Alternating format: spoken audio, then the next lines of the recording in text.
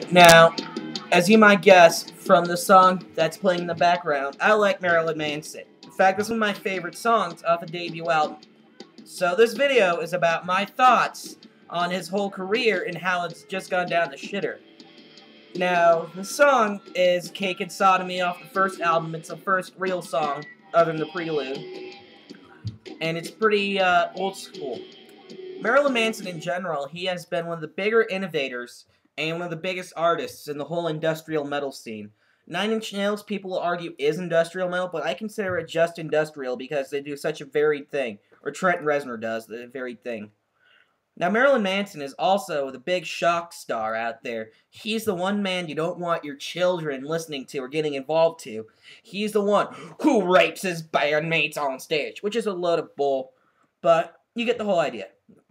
So, after the whole Portrait of American Family, the debut that Trent Reznor produced, now that went underground.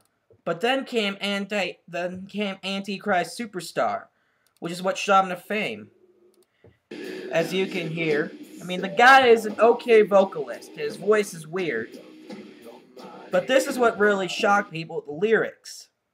And then after that, that was the last really big metal-y sounding thing for a bit. Then came Mechanical Animals, which is known by many as the definitive Manson album. Now, this one I enjoyed. Now, I, for one, am not a big fan of glam and hair metal, but this one I liked because it did have those elements, but it was done within the whole industrial thing. My favorite one, track number 9, I Don't Want the Drugs. Now, just wait till the guitar comes in and you'll see what I mean. Just wait for it. Here it comes.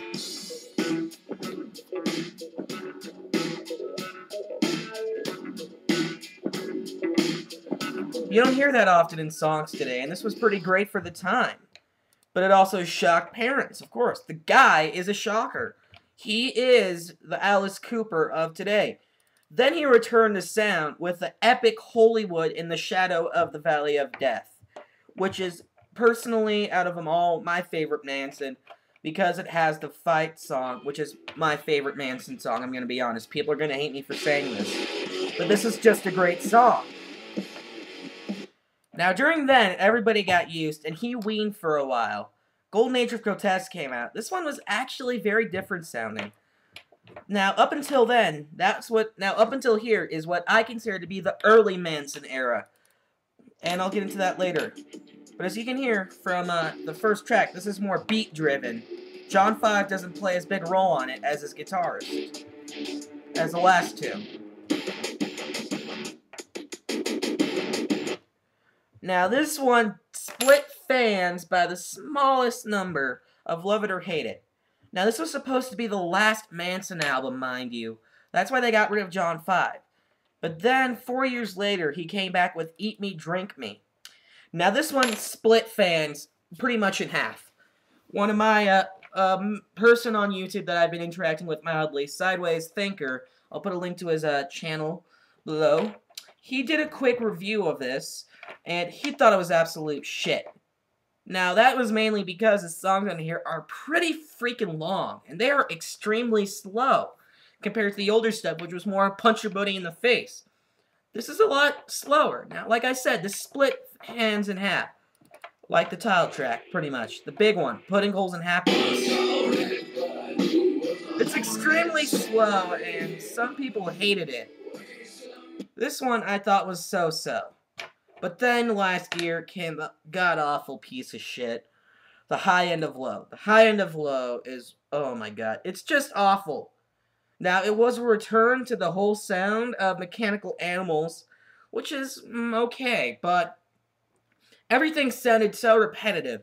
The only song worth listening to is Raped on YouTube by Vivo. Armagoddamn motherfucking Geddon is so-so. It's okay, like I said, it's Manson. That's all you need to know.